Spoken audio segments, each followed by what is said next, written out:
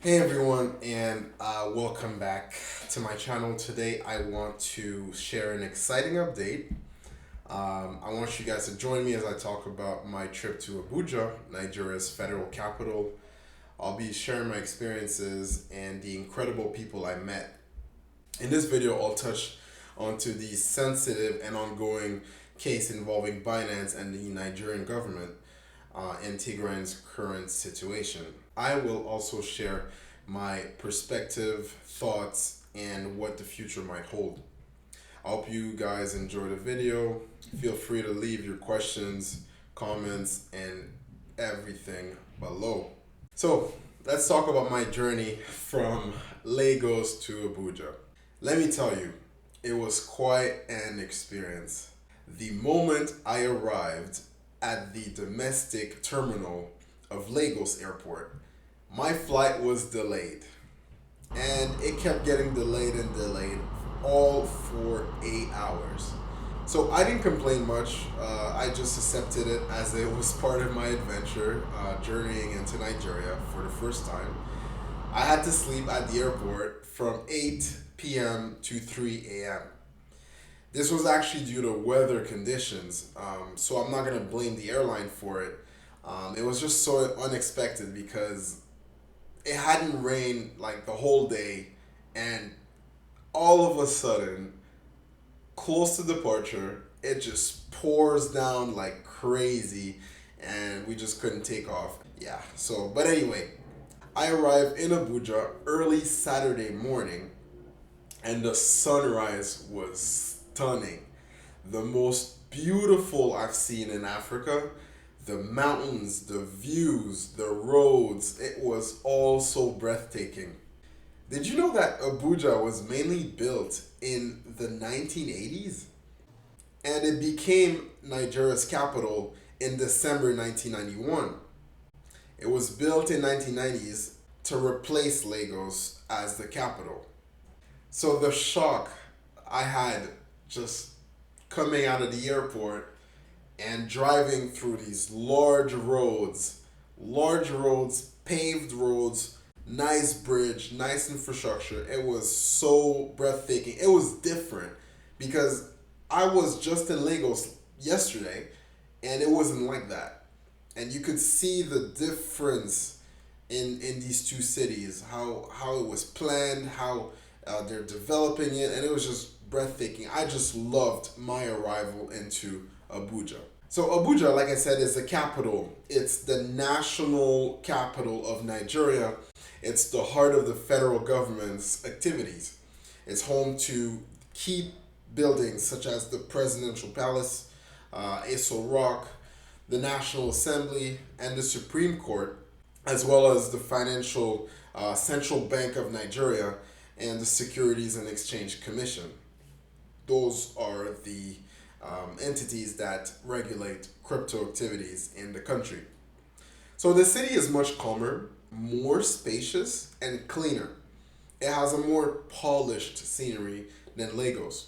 And according to the United Nations, Abuja grew by a staggering 140% between 2000 and 2010, making it the fastest growing city in the world at that time.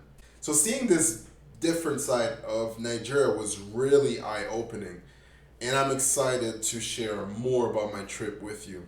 I was in Abuja for Africa Bitcoin Day. It's an annual meeting. I met members of the Bitcoin community and heard their stories. I participated in interviews, I joined them for social games, mostly ran and organized by the young people who are the driving force behind Nigeria's future. I also connected with entrepreneurs who are actively building in a space. It's clear how serious and legitimate the cryptocurrency community is about promoting financial literacy and developing innovative financial solutions for Africa, in Africa, by Africans. While I was in Abuja, I had the chance to meet with guys from Trojan Mining and Shugamines, and we're actively working on setting up a mutually beneficial partnership to build data centers in the country, across the country. It was inspiring to see their dedication, man. These hardworking Nigerians entrepreneurs really, really love their country and really, really love the opportunity that they have to build forward. So meeting with real passionate people in the Bitcoin mining community really shows you the true spirit of young, ambitious Africans in their nation. The youth is building their continent in their version of a continent that has so much to offer. Everything can be made right here on African soil. They're not just chasing success, they're earning respect through their innovative approaches to Bitcoin and cryptocurrency. I also got the chance to meet with government officials and members of the Nigerian Senate to talk about how we can support and invest in young risk takers who are striving to achieve more for their families and communities. It was an incredible opportunity to contribute to the future of Nigeria through the power of crypto. The conversation with the Senate member was more about how to introduce the idea of helping develop the grid, with Bitcoin mining being the economical driver for grid expansion projects in Nigeria. This was an interesting conversation because, man, it made me realize that there's a lot of education that needs to be done in order to move forward with a project like this, right? So you can't just come to a country and just think, oh, you're just going to do this and do that. No, you got to educate.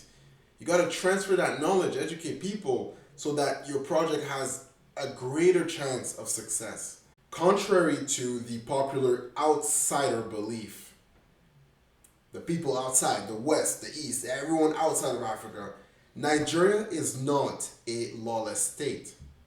It's a developing giant with incredible potential in various business sectors. Managing all of this with over 230 million people is quite a challenge, no matter where you're doing it. Well, China figured it out, right? But especially given how Africa is often treated on a global stage, it's refreshing to see things from a different perspective. It's important, actually. This is how you get the full picture. Me being in Africa on the ground, being with the people, seeing things, learning how things work, this is important. I'm not reporting here telling you guys what I'm hearing. This is my own experience on African soil.